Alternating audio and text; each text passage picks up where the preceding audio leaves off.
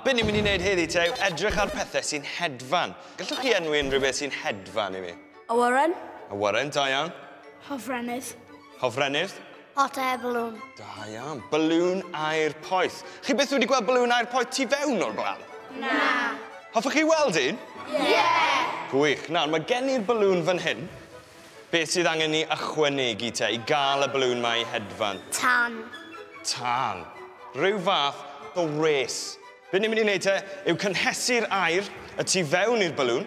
Bydd hwnna wedyn yn galluogi y balŵn i llenwi lan a gobeithio wedyn bydd e'n codi lan at y nenfwd. Chi'n barod?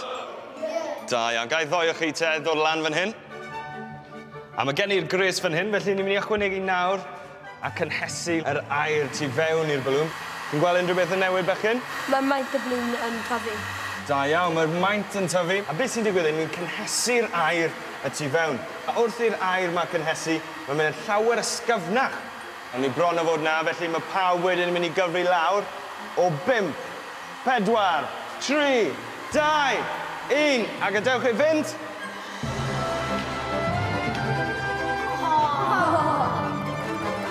Arbennig, a fyny ath e.